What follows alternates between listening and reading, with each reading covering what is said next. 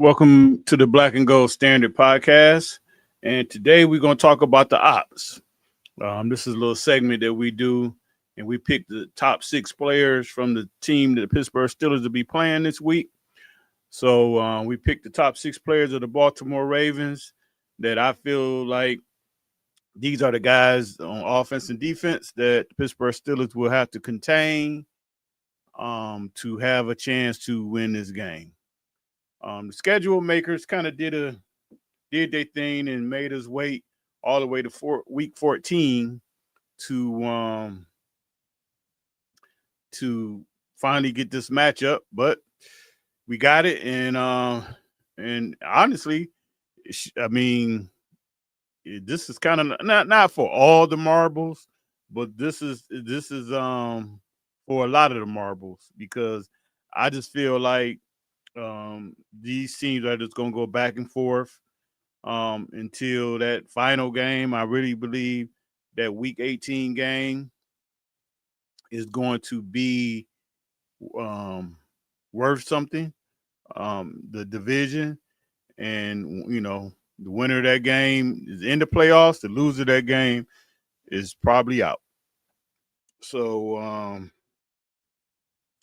I'm hoping for a good game. Again, when you look at both teams, neither one of these teams are. The Steelers definitely not, but Baltimore is really not impressive. Right now.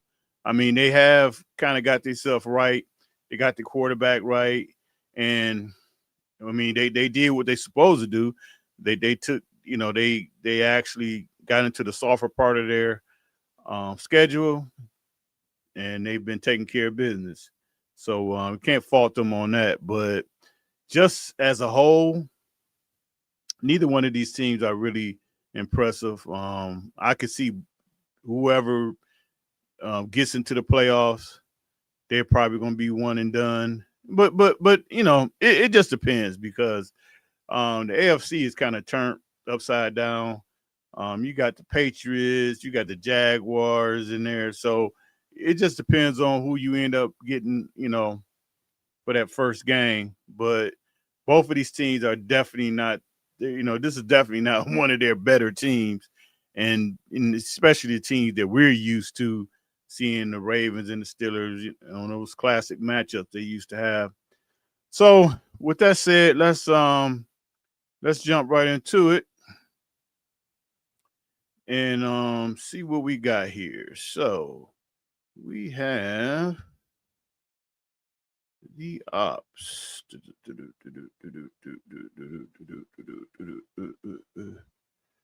Where is it at? All right, here we go. So, obviously, number one is going to be Lamar Jackson. I believe Lamar Jackson is still hurt. Just watching him last week against the Bengals, he's not. That ain't the Lamar Jackson that I know. Seems like he's still kind of hurting. Really not running the ball.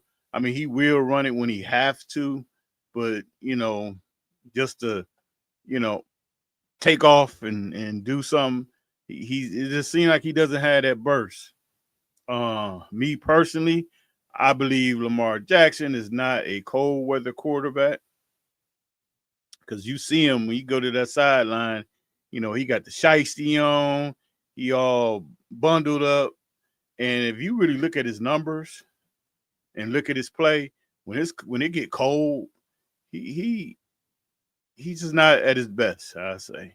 So with that said, like I said, he's fighting back from injuries, and I truly believe he's not healthy.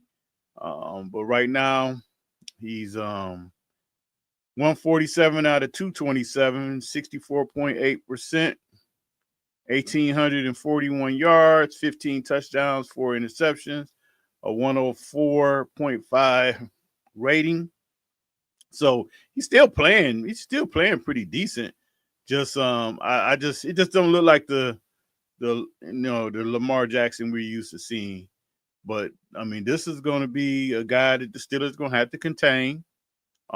He's like I said, hey, I feel like he's not healthy, but he can still run the ball. He can still them 3rd and 5s, 3rd and 6. He can still break your back, converting those with his feet. So he's not totally hurt, but I just don't think he's the Lamar Jackson that he used to be. I don't know really what's going on with him. I don't know if it's his knee, his hamstring, but it just seemed like it's something not right about him. So, I mean, can the Steelers get pressure on him? I don't know. Um, we'll see. Hey, Yolanda, how you doing? Ravens #1 fan. Yeah, will it be a good game? I don't know, cause I don't know about my team. My team is from week to week. You don't know who's going to show up. It could be the worst team in the league, or it could be one of the better teams in the league. So I can't promise you it's going to be a good game or not, because the Steelers are so inconsistent. I don't know what's going on. So again, and this is going to be the problem. Derrick Henry, if he watched that Steelers game last week, man, I know he probably ain't got 15 massages, probably and got every type of treatment that he could get so he could be 110% for this game, because I know he's licking his chops. This where this this is where this game could actually um turn, because like I say, from week to week, I don't know what Steeler team is going to show up, what Steeler defense is going to show up, and Derrick Henry can go for 200. I mean, they could shut him down. They could shut him down, and he could get 60 yards off 20 carries, or he could have 20 carries for 215 yards. It's just like I say, it's so hard. It's so hard to predict with the Steelers defense and so I expect all you guys playing fantasy football, if you got Derrick Henry, which I do on one of my leagues, make sure you definitely play him, because he's liable to have a very big week, a big week for him. Like I say, it's just which Steeler team is going to show up. He's going to definitely be the key. If I'm the Ravens, I'm definitely going to I'm going to give Derrick Henry 30 carries if I have to. So we'll see, but I I would give him until his wheels fall off, or he be like, Coach, no more. I'm running him. I'm running him all day, all day. He's gonna break some big runs, and like I say, this Steelers defense, they ain't showed they really can't stop the run. I mean, they did stop Taylor from Indianapolis, which I kind of thought that he was gonna have a big game, and they end up stopping him. So like I say, it's just something with the Steelers, and then what's so sad, if the Steelers concentrate on stopping him and stack the box, whatever, then they can't stop the pass. So it's frustrating. It's very, very frustrating. Um, so it's just hard to say with this team. So with Henry, got 197 carries, 931 yards, 4.7 average, 10 touchdowns. They kind of get him in the passing game a little bit. He caught 14 balls for 142 yards, a 10.1 average. Having scored from catching the ball. So, like I say, he's going to be the key. That's why I really don't even expect a big game for Lamar. I think they're just going to give Henry the ball and see what happens. And if he does what I think he probably going to do, they just going to ride him. Uh, the third guy on offense is, I think, is Mark Andrews. The Steelers have shown um, they have problems with tight ends, covering tight ends. So that's going to be an issue. Um, Again, I feel like if they decide that we're not going to let Henry beat us, then they have problems stopping the pass. And the Ravens, their receivers are really not world beaters, but I think Andrews is really the guy that could break you, that breaks your back, um, especially on those scrambles where Lamar kind of extend plays. He definitely always find Andrews. That's his favorite target, and he could end up having a big game. So, like I say, this going to be a very tough game for the Steelers because the two things that the Steelers are weak at, those are probably the Ravens' strengths. So it's gonna be a tough one. So with Andrews, he got 37 receptions, 332 yards, 9.0 average, 5 touchdowns. So it seemed like his numbers are down a little bit, like he's slowing down a little bit. Because it almost seemed like at the beginning of the year, the beginning of the season, it was questions, was he even coming back? But they end up bringing him back. I think likely is sooner than later. He's going to be the guy. Now likely is more explosive. He's the guy that can really break your back because he can get that big pass against you and has some decent speed as a tight end, and he usually does really well against the Steelers. So, they got two guys that you really got to worry about.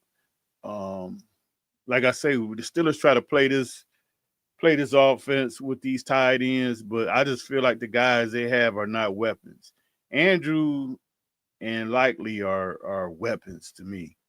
But so that's the offensive guys that I think that the Steelers definitely got to concentrate on, definitely got to try to contain if they want to have any shot of winning this game. All right, let's go over to the defensive side. First guy is going to be linebacker Raekwon Smith. Um, I think he's having an okay season. It don't really seem like he's having the best of seasons. He's going to be their main run stopper. Will the Steelers try to run the ball? I don't know because they this offense is, like I say, you just can't predict what they're gonna do, how they're gonna do it, what they're trying to do. So we'll see. We'll see. But Smith, when you look at his numbers, I'm gonna pull him up here in a minute. When you look at his numbers, he I mean he's making tackles, but it seemed like he's really not giving any splash plays. It just seemed like he's uh, doing okay. I know he had an injury at the beginning of the year, so I don't know if he's still trying to um get over that or not all the way back. But I mean, look at his numbers here. He got 90 tackles, which is good. He has no sacks, which he ain't really a big sack guy, but you would have thought he would have had something. 4 tackles for loss, 1 forced fumble, 1 fumble recovery, 3 pass defense, no interception. So the splash is really not there.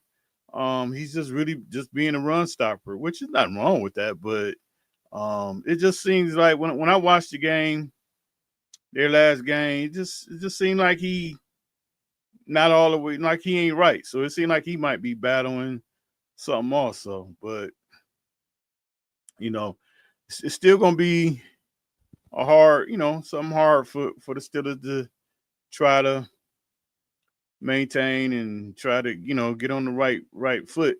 And I'm quite sure he wants to do good, and I don't even know if Patrick Queen is going to play, so he might not have that competition to go against, and for them to compare, try to outdo each other.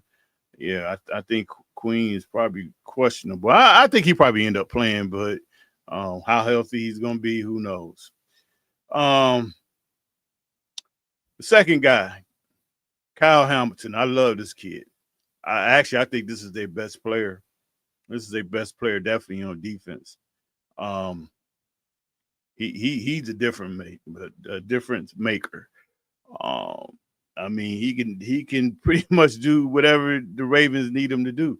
When they want to put him back in coverage, he's a great cover guy for safety. I know a lot of times they bring him up in the run, bring him up in the box, and he caused havoc in the run game. Very, very, very talented kid here. And I think they got him late in the draft too. Like where they got him at was unbelievable that they got a kid this talented at that pick. But I think he's their best player. Looking at his numbers, 76 tackles, 6 tackles for loss, 1 sack, 7 pass defense, no interceptions, 2 forced fumbles. So he's pretty much doing what they're asking him. And like I say, he's a I guess you could call him a chess piece because they can kind of move him around. Um, they can do a lot of different things with him. And but I see Yolanda say that he's playing through. Is she talking about Hamilton? Yeah, he said he's playing through an injury too. I don't know they had a lot of guys banged up, but I definitely think he's their best player on defense for sure. And he could definitely get the Steelers. He could definitely get them some problems and got to watch out for him. But we will see. Corner Nate Wiggins. I know coming out the draft, a lot of people thought that he probably was a little light in the pants, a little light in the pants. But it seemed like it haven't really affected him too much. I'm not going to sit here and say he's a shutdown corner, but I think he's played to almost a level that I think they expect to get from him. Not bad. Now you would think if the Steelers offensive scheme was better and was just playing better, I would take DK Metcalf in this matchup because I mean DK probably got this guy by 40 pounds and he could really grown man him, but I don't know. I mean, like I say, I've never really. I mean, I guess because he probably played in Seattle, so I've never really watched a lot of Seattle games, and you would see DK Metcalf, but you would just basically see his highlights. Never really watched too many Seattle games, and what I've noticed now since he plays for the Steelers, he's not a good separator. He don't really get a lot of separation, but he's a big guy, and I would actually think for his size, he would even be better at 50-50 balls, which he's really not. It's been a few games that he didn't let little corners snatch the ball from him, take the ball out of his hand, you know. So um I didn't really see that in DK Metcalf. Like I say, you always see his highlights, but if the Steelers passing game was up to par, this would definitely be an advantage for the Steelers because of the pure size and pure strength. But that's um that's not happening because right now the Pittsburgh Steelers offense have basically turned him into a pedestrian receiver. I mean, he ain't doing too much. But Wiggins, looking at his numbers, 47 tackles, 2 tackles for loss, 9 pass defense, 3 interceptions. That's a solid year. That's a solid year right there. So he's playing well. I'm assuming that he's definitely going to be matched up against Metcalf. So we'll just see. Who knows with Aaron Rodgers? Seem like they putting him together with duct tape right now. So I don't know if they can exploit that matchup and try to do anything with that matchup. Yolanda say DK is going to be a problem. She think he's going to be a problem for the Ravens. I don't know. I don't know, Yolanda. Um, he should be a problem, but he ain't playing like that. He's definitely not playing like that, and I'm really not even mad at him because you watch most of the Steelers games. He definitely got a safety shaded over top of him. Sometimes it's a safety and a line. I mean, they're basically just taking him out. The game plan is just taking him out the game and let the other guys beat you. And those other guys have proven that they can't beat anybody. So I don't know. He might not actually be a problem. He might not actually be a problem for you guys, and that's why our offensive coordinator needs to be gone. The defensive coordinator needs to be gone, and the head coach needs to be gone. I thought I would never get to that point, but I have. I think a lot of Steeler fans have.